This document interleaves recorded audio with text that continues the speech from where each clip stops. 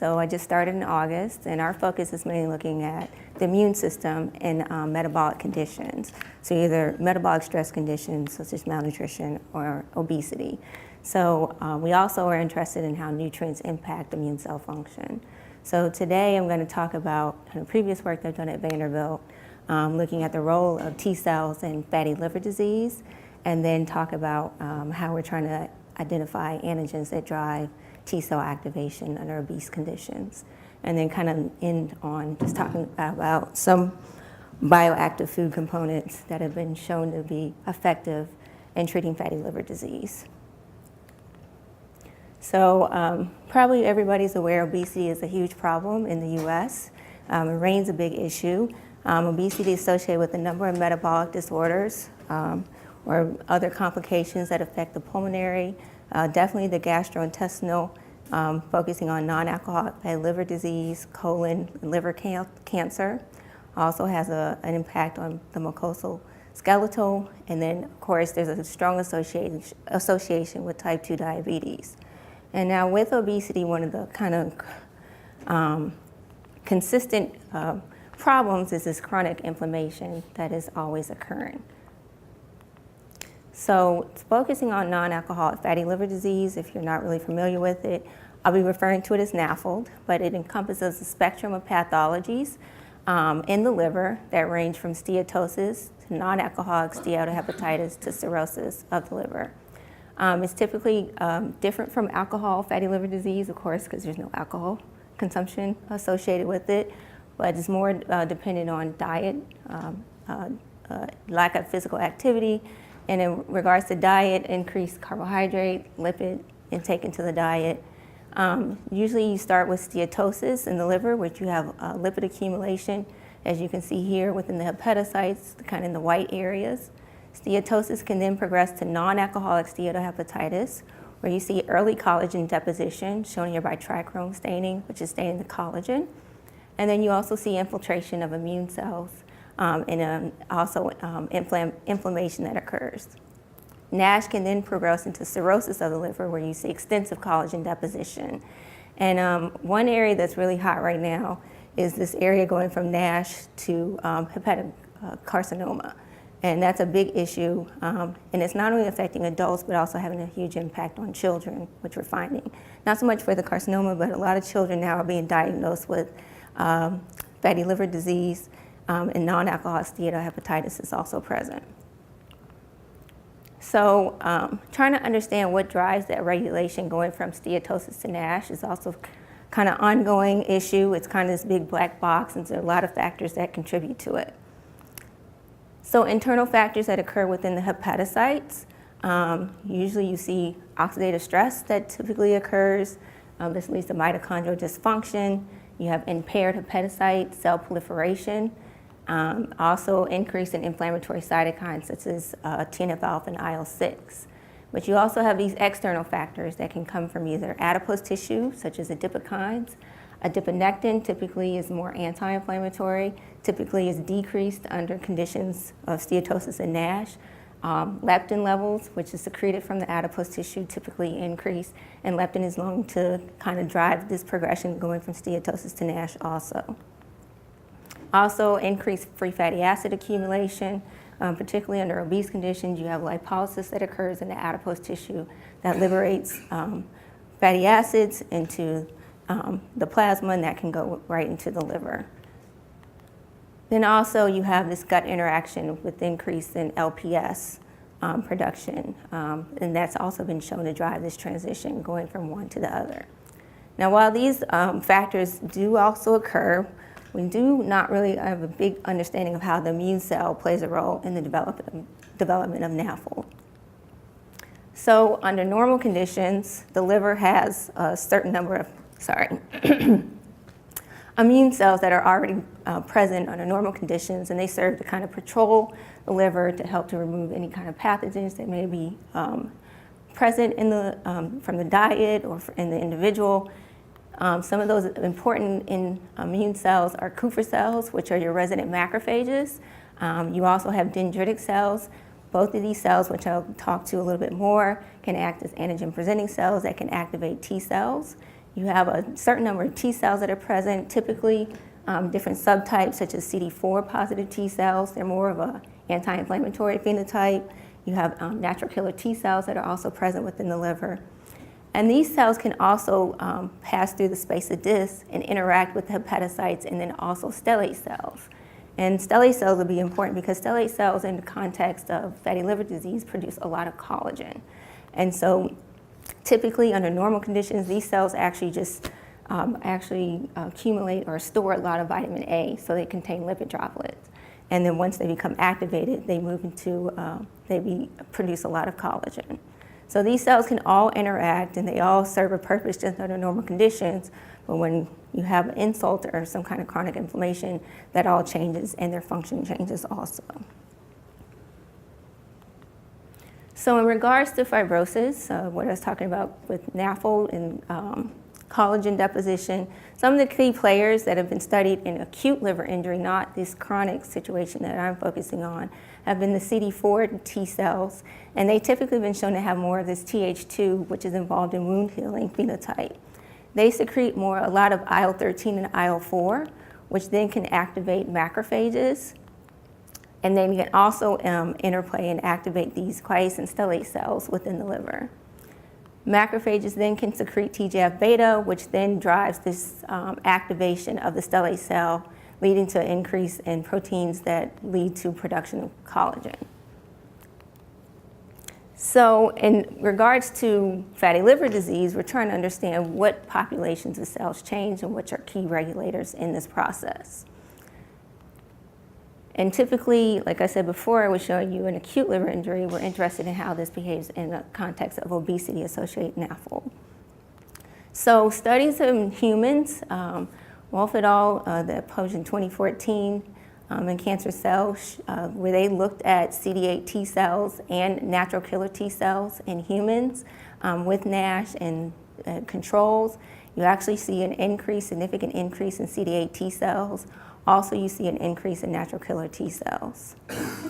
And looking in children and looking at macrophages, here just looking at CD68, a marker that'll stain for macrophages. Here you have those with just NAFLD, which is mainly just steatosis, and then the NASH. You do see an increase in macrophage populations. And then here they also looked at the different polarization states of these macrophages.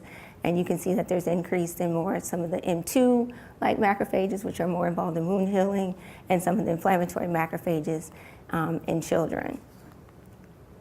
Now, we were interested again in looking at how these immune cells are changed within the context of obesity, because the studies before were mainly just looking at children and then just NASH in general, with the general population of just lean and obese individuals.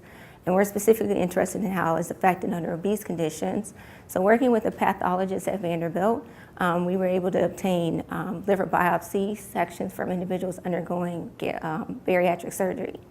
And they had various degrees of NAFLD. As you can see here, you have your normal, steatosis, NASH, and cirrhosis.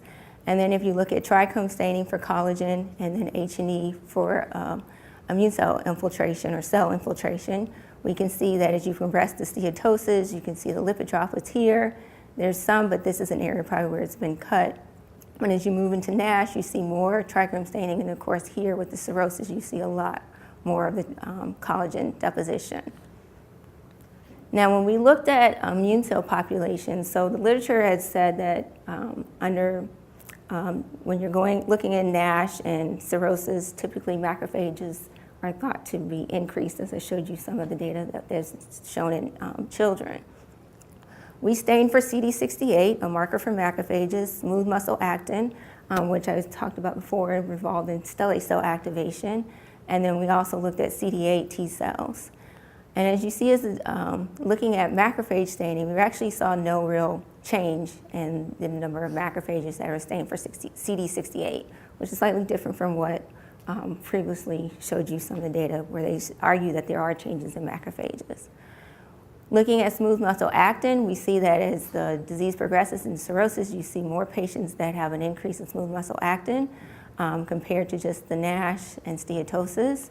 And then when we looked at CD8, we actually saw that we saw the same pattern in the CD8 staining an increase in cirrhosis, and then a slight increase in the NASH versus steatosis. Now we were kind of interested, confused a little bit because we would have thought we would see more.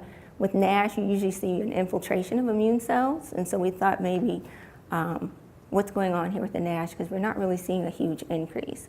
But what you have to realize with NASH is that you'll have degree of, you have a degree of the severity of NASH in different individuals. So as you look at patient A, B, C, and D, and looking at CD8 staining, we have one patient that the pathologist scored as having some of these characteristics of NASH, but we don't see a lot of CD8 staining, whereas patient B, you see more, and likewise it increases with D. So when we did a correlation study to look at macrophages versus stellate cell activation, looking at smooth muscle actin, we really saw no positive correlation looking at the macrophages. However, when we looked at CD8 staining, depending on the amount of smooth muscle actin expressed, we actually saw a positive correlation in regards to the number of CD8 T cells. So it's suggesting that there is some kind of, some type of relationship between CD8 and smooth muscle actin expression. And so based on that, we kind of wanted to explore that more to kind of get an idea of what the role of these CD8 T cells under these obese conditions and what is their function. So moving from humans, we started to work in mouse models of NAFLD. And so what was available currently at that time when we started the project, we had C57 Black 6 that we could put on a Western diet. Typically is more of your model of obese steatosis. They don't get a lot of inflammation depending on how long you leave them on a diet. You'd have to leave them for an extended period of time to actually see some changes in inflammation. And then we use an LDL receptor knockout model. Those are the low density lipoprotein receptor deficient mice, which are typically used for atherosclerosis studies. But what's interesting is that this model also has elevations in plasma lipids, and then we also see increase in markers involved with extracellular matrix, along with collagen production and increase in inflammation. So as you can see here from some of the livers that we obtained from the mice, where we looked at serous red stain, which stains for collagen, we see more in the LDL receptor knockouts than we do in the wild type mice. So going to back to looking at how these immune cells are affected under these conditions. So we have one where we have our Western diet is more of our, in the wild type mice is our steatosis, and then we have our NASH, which is the LDL. We wanted to get a sense of how the immune cells were affected. So we do a lot of flow cytometry because we're trying to look at immune cell populations and see how they change and express certain markers. We looked at CD8 versus CD4 T cells, and what we found, there was a significant increase in the NASH model versus steatosis. And then also looking at macrophages, where we stain for F480 and CD11B, we see a significant increase. One thing to note in the LDL receptor knockouts, though, also we noticed these macrophages contain a lot of lipid, oxidized lipid mostly, more kind of indicative of these macrophages that you see in atherosclerosis when you're looking in the heart areas. We looked at a number of different T immune cell populations over time, and as you can see, we tracked them from normal steatosis to our NASH model. We saw that the CD8 T cells, of course, increased when you went from the steatosis to the NASH. CD4 T cells really didn't see any changes. Natural killer T cells have been shown to be increased. We saw slightly increased, but it wasn't significant in our models. And then also we see an increase in dendritic cells and macrophages. So to kind of further characterize these CD8 T cells, because yes, they can be CD8 T cells, that doesn't tell us what type of function they serve, if they're Th1 or Th2, meaning they can be more inflammatory or anti-inflammatory, or if they're cytotoxic. We started to classify the phenotype of these CD8 T cells to get a sense of kind of more of what their possible function is. To look at if they're effector or memory T cells, we stained for CD44 and CD62 ligand. Effector memory CD8 T cells are typically more CD44 positive, CD62 ligand negative, and we saw a significant increase in our NASH model versus the steatosis. and then getting a sense of where these cells are located. Are they localized to either like portal vein areas or the central vein? We found that they were dispersed throughout the tissue and not localized in certain areas, which is shown here by CD8 where we stained for green, and then adapy as a nuclei. We next looked at what type of cytokines these cells are capable of expressing. We did an experiment where we actually isolated out these CD8 T cells from the livers of these steatosis or NASH mice, and then stimulated them with either, in the absence of just IgG as a control antibody, or with CD3, CD28, which mimics an antigen-presenting situation. These are proteins that are necessary for activation of T cells. When we looked at granzyme B, which is typically expressed by T cells, cytotoxic T cells, interestingly, just with the IgG treatment, we actually see increase, although it wasn't significant in our NASH CD8 T cells. However, in the presence of this antigen mimic situation, we really see no difference. However, if we looked at IL-2, which is typically increased when T cells become activated, we see a significant increase in the LDL. Likewise, IL-10, we saw huge induction of IL-10, which is thought to be more anti-inflammatory, but it can also serve roles to kind of dampen an immune response within the CD8 T cell itself. IL-4 was significantly increased, TNF-alpha, and also IL-6. And so it's suggesting that these T cells are possibly cytotoxic, meaning looking at granzyme B production in our NASH model just alone.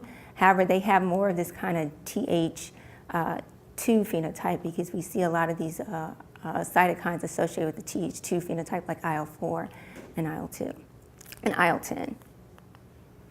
Now, given we have a phenotype of these cells, we were interested in what are they actually doing in vivo, and what are they acting on? So how do they contribute to the development of NASH? So to start, we wanted to do kind of a gain-of-function experiment where we introduce these cells and see what they do. Do they stimulate Stelae cells, or do they cause recruitment of macrophages in the liver? And so typically we chose to do an adoptive transfer study. And when you do adoptive transfers, typically people go to a source where you can get a lot of immune cells. So in our livers, we're not getting a ton of immune cells to work with, but spleen is the best option, because that's where you have a lot of T cells present. And usually they thought that when you have some type of inflammatory response or some kind of infection or something, those T cells can get mobilized from the spleen into your tissue where they need to be. So we wanted to use the spleen because we have a lot to work with there. However, when we try to go back to look at how these, the phenotype of these CD8 T cells, we saw some differences. So granzyme B, really, we see similarities in response. These are the splenic CD8 T cells that were isolated from the steatosis in the NASH model. However, when we looked at IL-4, as I showed before, we saw a huge increase. But when we looked in the spleen at these CD8 T cells, we really saw no difference. And likewise, IL-10, we saw this huge increase, and we see no response. I mean, we have a response, but we're detecting no difference between the steatosis and NASH. So this showed that this was not really a good model. It's not mimicking what we're seeing in vivo. So we actually worked with the hepatic CD8 T cells and isolated those and did our experiments. So to do our adoptive transfer, we actually took the approach where we crossed the LDL receptor knockouts with GFP, and that way we could track where the cells go once we injected them to the mouse. Are they actually going to the liver? Are they going to just be floating around in the blood or go into some other tissues? We generated this double knockout, we generated this mouse, it's not a double knockout, and then put them on an 8 weeks Western diet, and where we collected the hepatic CD8 T cells that are GFP, and then injected those into just a chow-fed mouse, and then waited 24 hours later. And we did studies longer, where we went out to 7 days. So it was nice. When we went to harvest the tissue, we did see significant increases in CD8 T cells in the liver. These are hepatic CD8 T cells that we were able to detect that were GFP positive compared to controls. When we took the total liver and looked at gene expression, looking at some of the genes involved in inflammation, which we looked at IL-10, TNF-alpha, ITGAM and ITGAX are associated with monocyte and macrophage markers, dendritic cells. ITGAM is a gene for CD11B that's expressed on monocytes typically, and then ITGAX is associated with CD11C, is a gene for CD11C. We really didn't see any effect when we did adoptive transfer that was significant. There seems to be a slight increase. However, when we looked at some of the genes involved in fibrosis and stellate cell activation, we saw slight increases TGF-beta and TIMP-1, not significant, but ACTA2, which is the gene for smooth muscle actin, was significantly increased when we injected these CD8 T cells compared to control. And then also when we looked at the protein levels, we saw a significant increase compared to controls. So suggesting that these NASH CD8 T cells are playing a role in stellate cell activation. So that was a gain of function assay. So then we were looking at how if we remove the CD8 T cells, how that would affect stellate cell function and also macrophages possible. So we used an antibody to target the CD8 T cells. So we took our LDL receptor knockout mice, placed them on Western diet, and then injected them with the CD8 antibody or the IgG control throughout the diet for 8 weeks, and then sacked the mice. And then by flow analysis, we found that there was actually a significant decrease in CD8 T cells. And then when we looked at macrophages, we were staying for F480 and CD11B, we saw a significant reduction, suggesting that these CD8 T cells can play a role in recruiting macrophages into the tissue. And then here by immunostaining, where we took liver sections and then stained for smooth muscle actin, CD8, and then of course the DAPI with the nuclei, we see that in our IgG control, you can see CD8 T cells or CD8 staining present. And then here in red, you can see smooth muscle actin. However, when we deplete the antibody, we don't see very few CD8 T cells and then no smooth muscle actin present, suggesting that these CD8 T cells are playing a role in stellate cell activation and also playing a possible role in recruiting macrophages into the liver. And so one thing is smooth muscle actin is not just only measurement, it can be expressed in other cells within the liver. And so we were trying to make sure that these CD8 T cells can directly activate stellate cells. So in vitro, we did experiments where we actually isolated out stellate cells from our GFP mice, plated those, and then co-cultured them with isolated CD8 T cells from just the normal mouse. The NASH mice, we isolated the CD4 T cells and the CD8s and looked at stellate cell activation. And using the image J Express, which allows you to quantify fluorescence at Vanderbilt, we can see here we have our stellate cells in green, smooth muscle actin, and then quantifying it, we see that in the presence of these NASH CD8 T cells, you see a significant increase. What we don't see is that CD4 T cells are inducing activation. So this seems to be specific to the CD8 T cells, and they can directly activate stellate cells. So in this obese NASH model, we see that these CD8 T cells have more of this cytotoxic T2 phenotype.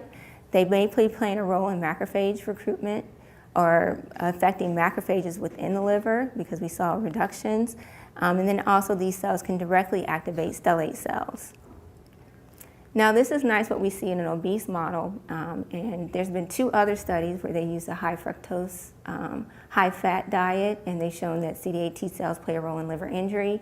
And then another another study where they use choline deficient diet with high fat, and they show that CD8 T cells do play also a role in liver injury. But really it's not been known how do these CD8 T cells serve the same purpose under conditions of lean, a lean model of NASH.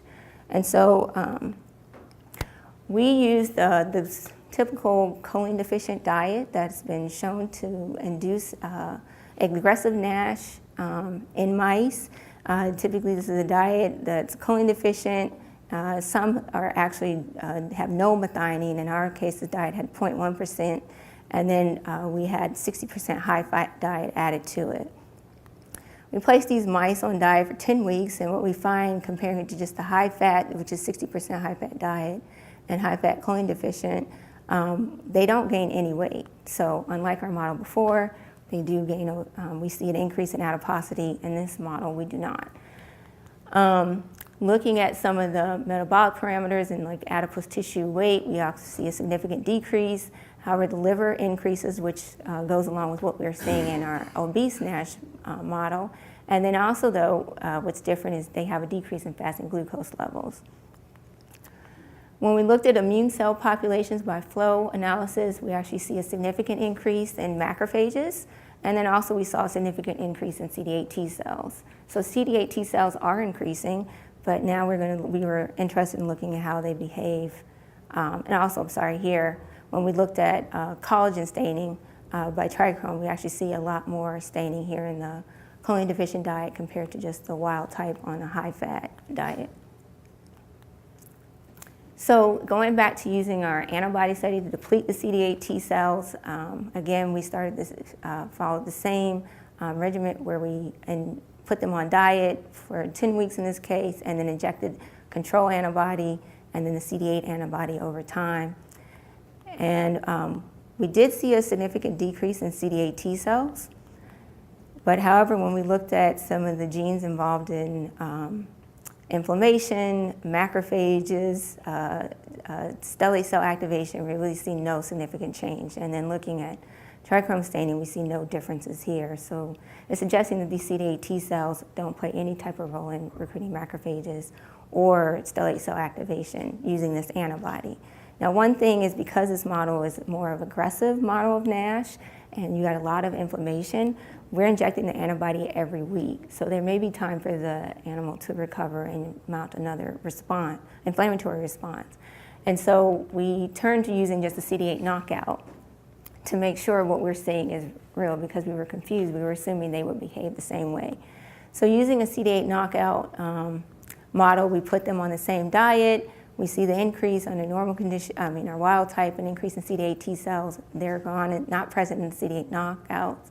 But what was interesting by flow analysis, we did see a significant decrease in macrophages in our CD8 knockouts, suggesting that these CD8 T cells may be regulating macrophage recruitment. And then when we looked at markers of inflammation and fibrosis in the liver, though, we really saw no difference. So it's suggesting that these CD8 T cells are not regulating stellate cells in the context of this lean NASH model.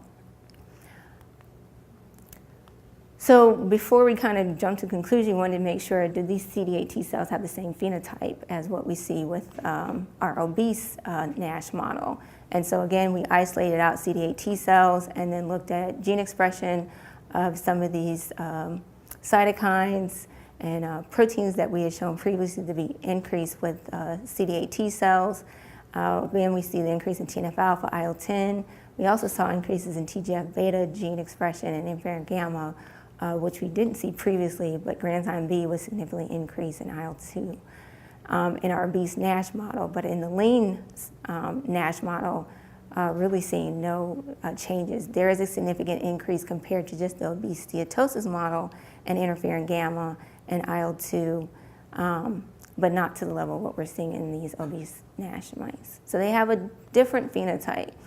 And so right now, as it stands in this obese and a hyperlipidemic NASH model, we're seeing that these CD8 T cells play a role in macrophage recruitment and stellate cell activation. Whereas, in our lean aggressive NASH model, these CD8 T cells only seem to be playing a role in macrophage recruitment. There may be some other cells that play a role in stellate cell activation. We did see a significant increase in natural killer T cells in the lean aggressive NASH model, and it has been shown that they can activate stellate cells. So that leads us to kind of what we're focusing now is what is regulating T cell activation. Also, how are these T cells activating stellate cells in the context of obesity? And then eventually we like to move this, because you can see from some of the data I showed you before when they're looking at T cells in humans, a lot of it's done through histology, not so much as characterizing the immune cells. So we are interested in phenotyping these T cells under obese and lean conditions in NAFL patients, and also if there's any connection with hepatic cancer. So right now our focus is trying to identify what's regulating these T cells.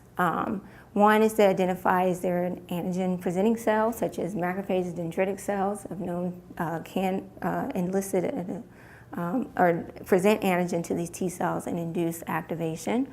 Also, we want to investigate the T Cell Tcr Repertoire. And why that is important is because we can get a sense of what type of antigen would be binding to the TCR receptor, and then that way we can lead to identifying these different types of antigens. So to kind of go into that, I did another project while at Vanderbilt, mainly looking at adipose tissue, at T cell function. So just to kind of go back, and this goes along with what we're studying because we're looking at obesity-associated NAFLD, so we're interested in if there's possibly crosstalk between the adipose tissue and the liver, and that plays a role in T cell activation. So in adipose tissue, under lean, normal conditions, you have the presence of T cells and macrophages. There's low levels of inflammation that occur. You have no effect. Metabolic control is normal, along with vascular function.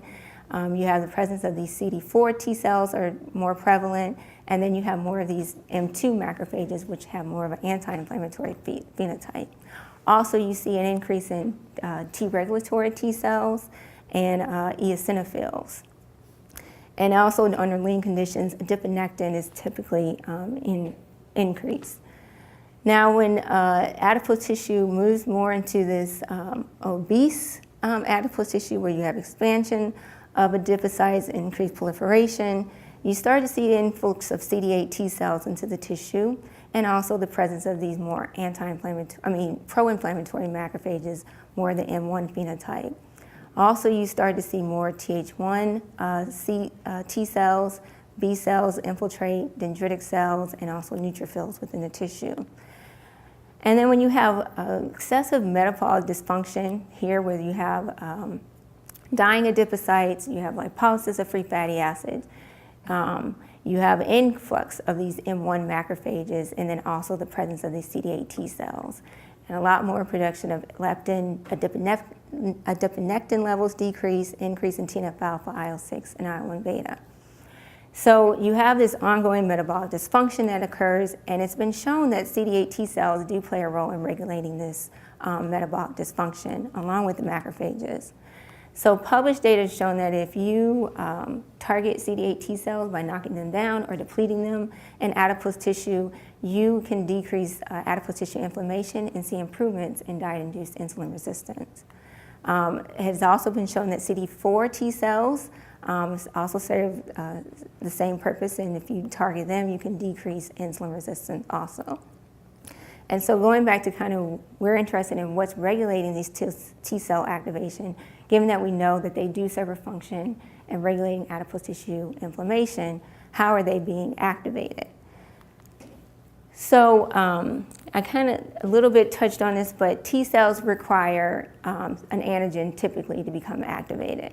So this typically occurs by interacting with an antigen-presenting cell, which I mentioned could be like your macrophages. Typically dendritic cells are more involved in antigen presentation. And it's presented through this protein receptor called MHC. Typically CD8 T cells interact with the MHC class 1, and CD4 Th2 positive cells typically interact with the MHC class 2. And then they present antigen to your T cell, and this antigen interacts with the TCR receptor. And so within the TCR receptor, you have the TCR beta chain and the TCR alpha chain. Now, if you look in this region here, you have a V region and then the J region. And once antigen binds, they undergo rearrangement. And this area here, the CDR3, the complementary determining region, is really important for this antigen interaction.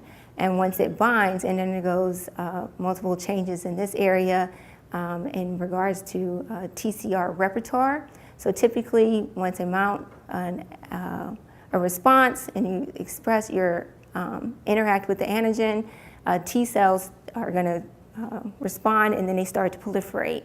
And this is because they're able to recognize this antigen. And so a lot of those proliferating T cells will have a similar sequence of amino acids and genes that'll be expressed in the CDR3 region once they're being activated by this antigen. So this can kind of be used for us to figure out what this antigen is possibly, because we can kind of get a sense of what the CDR3 region, the phenotype of the CDR3 region, and what drives this antigen, what's eliciting this response, and what's common about these T cells. So if we look at the T Cell receptor repertoire, and this is more looking at the diversity within this TCR receptor, it has been shown that in diet-induced visceral adipose tissue, if you look at the TCR-V genes, there is decreased diversity, and that's suggesting that there is some antigen that's driving that expansion. And also they've shown in obesity that in adipose tissue CD8 T cells using spectrotyping that you see a decrease in diversity looking at the TCR-V and V alpha and beta chains compared to lean. However, there are some limitations when you use spectrotyping because you're having a set number of genes that you can only look at within the TCR repertoire. So we wanted to use we wanted to use next gene sequencing so that we could kind of look at a diverse number of different genes that are expressed in the TCR repertoire. And that way we could identify specific clones, look at clonal overlap, and examine the CDR3 sequences, and also get a sense of the physical characteristics of that CDR3 region. So moving a little bit away from where we were using the Western diet, in these studies we just took wild-type mice and put them on low-fat and high-fat diet. And then as expected, we saw a significant increase in CD8 T cells in the high-fat compared to low-fat. But however, when we looked at CD4 T cells, we really don't see a significant change. And we also included liver because at this point, with just a high-fat diet, these mice tend to have more of a steatotic liver. But we wanted to also look at clonality within the liver to see if this is comparable to what we see in the adipose tissue. And really, we don't see here, looking at T cell numbers, any change in liver CD8 T cells. When we looked at clonality, which is a measurement of TCR diversity, so if you have increased clonality, that means you have a decrease in diversity, and that means that there's possibly one type of clone that's going to be expressed by these T cells. We see an increase in the CD8 T cells compared to low-fat diet. However, when we looked at CD4s, we really don't see a significant change, nor in the liver CD8 T cells. So this suggested that there is some type of a decrease in TCR diversity that's occurring in the CD8 T cells in the adipose tissue under high-fat conditions. So looking at what genes are being used, we looked in the V region, looking at these TCR beta V genes.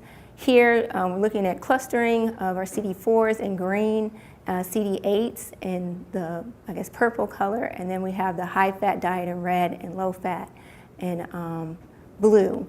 And if you look here, we're really looking at the CD8 T cells on high-fat diet versus low-fat diet. When we go down here to TCR beta V29, we actually see that there is a clustering here in these CD8 T cells. This is from each individual mouse, and that gene compared to low-fat. And then one thing, other observation was that CD4 T cells really have no clustering of any of these genes, regardless if it's on low-fat versus high-fat diet. Then looking in the CDR3 region, we can look at the probability of amino acids that are going to be in position within the CDR3 region. And here looking at low-fat versus high-fat, we can see that there's more positively charged amino acids, looking at arginase, lysine, histidine, and a high-fat diet, and a decrease in more of these negative amino acids compared to just a low-fat. So this suggests that possibly, and we're making a leap a little bit, that some type of antigen that could bind into this region or interact with this the T cells within, or activate these T cells under high fat conditions, would need to be more negatively charged and more nonpolar. So happened, a colleague at Vanderbilt was looking at these isolavin-glandins, which are derived from gamma ketoaldehydes. They add up to cell proteins, and they have more of this negative charged phospholipid content and a nonpolar lipid content. And they extensively studied these isolavin-glandins in regards to hypertension and find that in dendritic cells, isolavin-glandins are produced by oxidation of arachidonic acid. These isolavin-glandins can then be bound to, adducted to cell proteins and then degraded and then presented as these peptides as antigen to activate the T cells. And that leads to activated T cell cytokine production and inducing hypertension. And this was all done by Annette Carabo. So in adipose tissue, what is known is that, of course, there is an increase in oxidative stress under high fat conditions. And then if you inhibit NADPH oxidase, that decreases reactive oxygen species, production, inflammation, and insulin resistance. And then also NADPH oxidase 2 in adipose tissue macrophages drives inflammation and insulin resistance. So it suggests that this would be a good candidate, probably in adipose tissue, to drive T cell activation.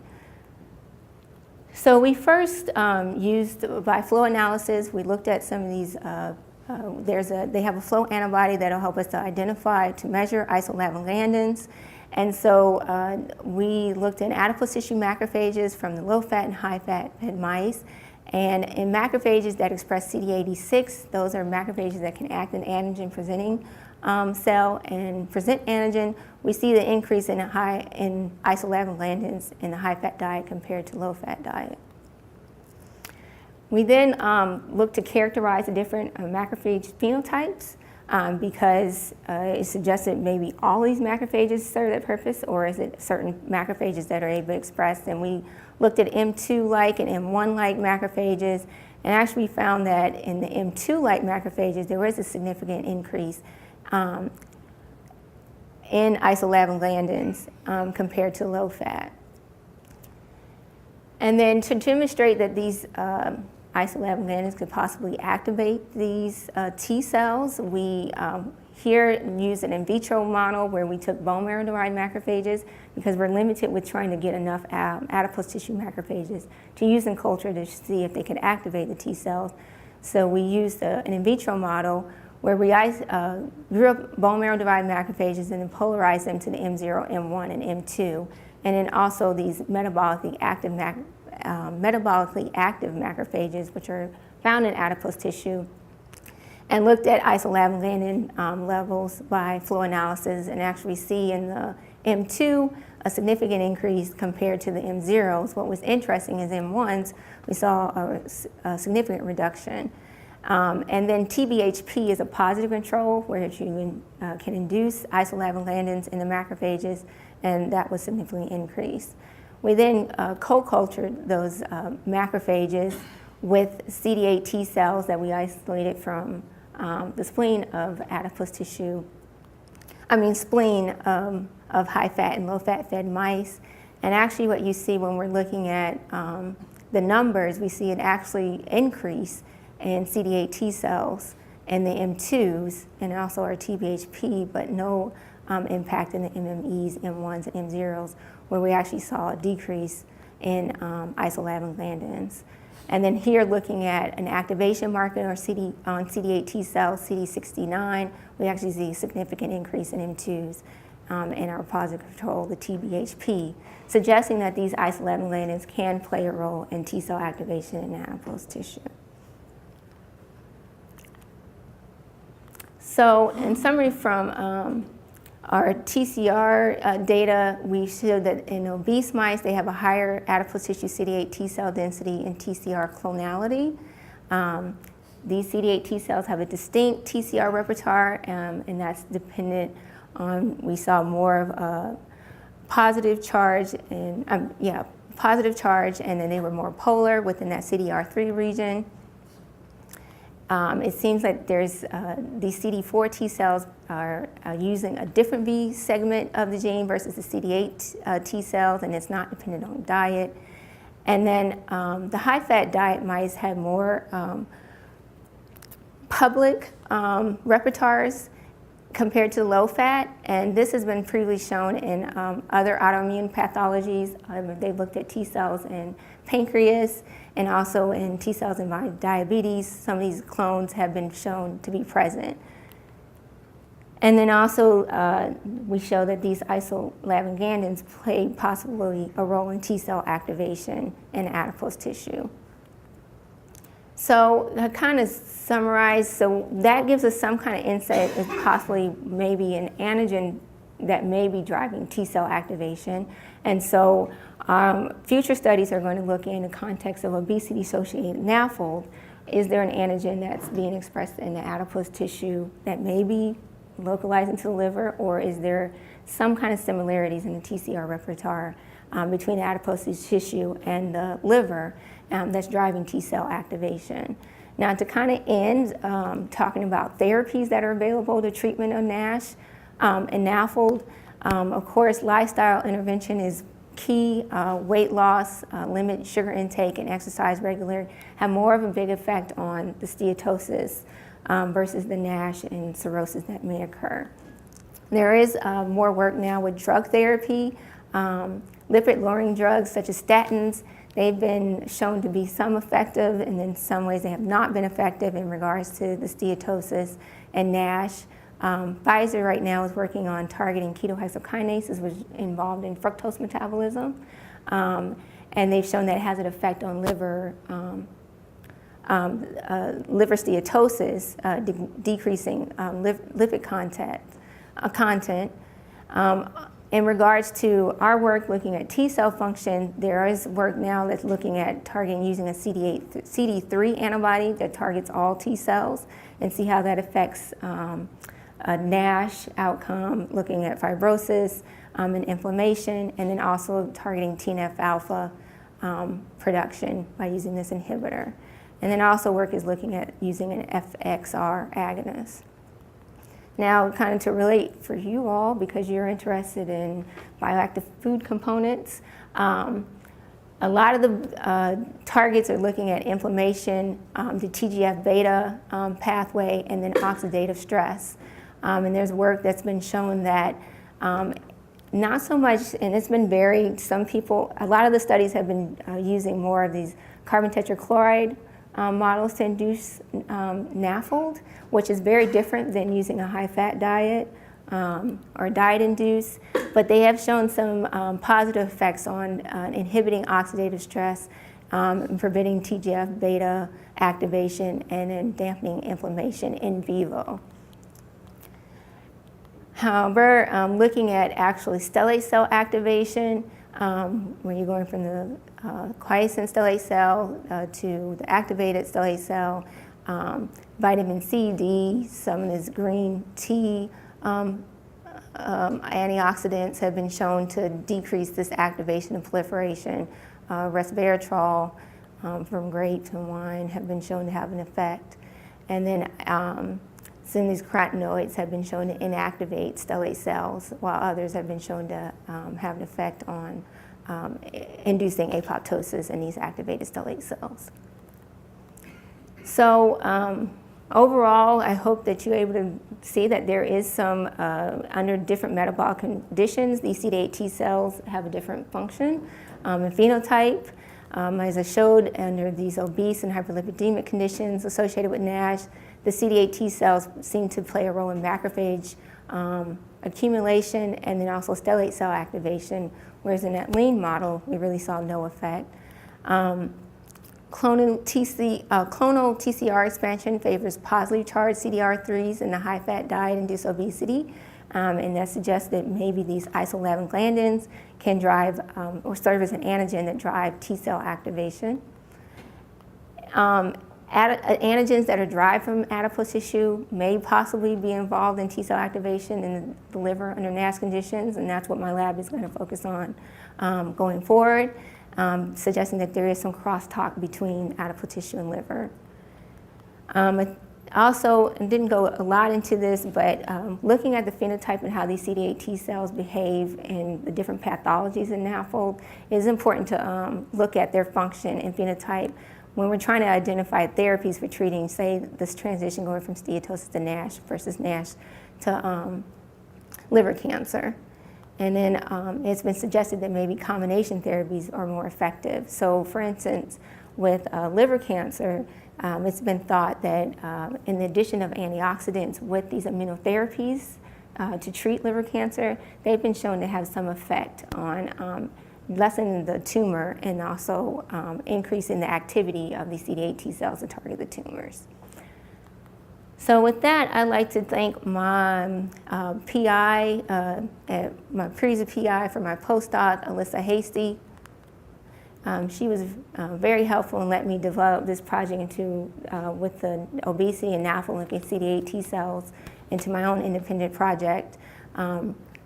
Lab members, and then also Wyatt McDonald was very instrumental in doing the studies with the TCR Repertoire, along with John Cote, Simon Mullally, Mark Pinkleton, and Annette Caraba, who did a lot of work on hypertension and isolavin-Landins. The pathologist, Christina Pacheco, was very helpful in helping to score the human tissues and some of the mice, liver tissues. Kay Washington Massa was a great person when I first started at Vanderbilt because he actually taught me how to isolate hepatocytes, and then I could learn how to do my T cell isolations and et cetera. And then my KO1 committee and our Vanderbilt core facilities, and then funding from a KO1 and Victor funds, which help give me the funds to look in the human tissue at T cell populations. So with that, I'll take any questions. Thank you.